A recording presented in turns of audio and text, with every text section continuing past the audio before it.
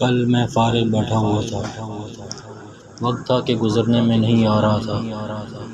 پھر دماغ میں خیال آیا کہ موسم تبدیل ہو رہا ہے، جا کر کچھ خریداری کر آؤں۔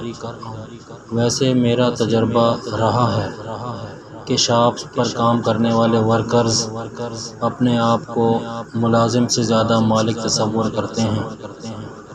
میں نے اپنی سیوک ہونڈا 125 جس کی ٹنکی پر سیوک لکھا ہوا ہے کو سٹارٹ کیا اور برانڈز کے پاس جا کر بریک لگائی۔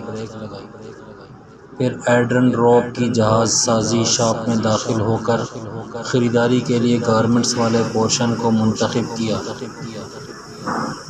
سیلز مین نے کہا، جی سر، کیا دیکھنا پسند کریں گے؟ میں نے کہا، کچھ شرٹس دکھا دیں کیجول یوز کے لیے۔ سیلز مین شرٹس دکھانے لگا۔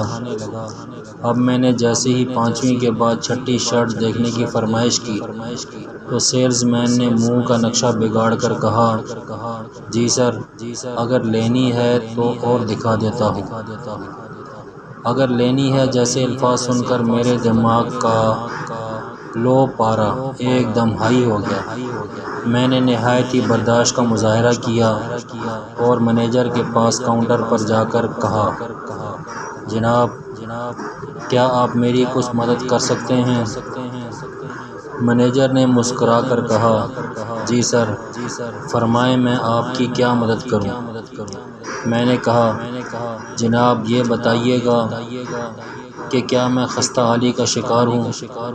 مینیجر نے فوراً کہا، جناب، آپ ایسا کیوں کہہ رہے ہیں؟ میں نے مینیجر کی بات کو نظر انداز کرتے ہوئے کہا، جناب، کیا میرے ماتھے پر لکھا ہوا ہے کہ میں یہاں پر خریداری کرنے نہیں آیا ہوں؟ مینیجر نے کہا، سر، کیا ہوا ہے؟ آپ ایسے ریئیکٹ کیوں کر رہے ہیں؟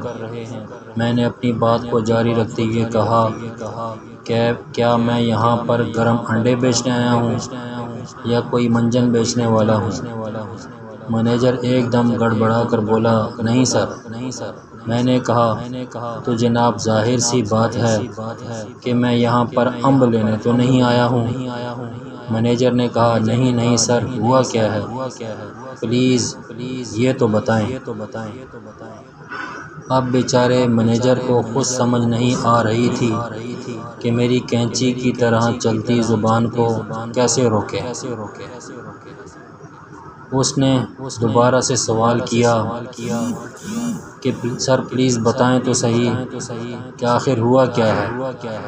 میں نے کہا، جناب آپ ہی بتائیں، میرے یہاں آنے کا مقصد کیا ہو سکتا ہے؟ مینیجر نے کہا، سر آپ یقیناً کسی چیز کی خریداری کے لیے ہی تشریف لائے ہوں گے۔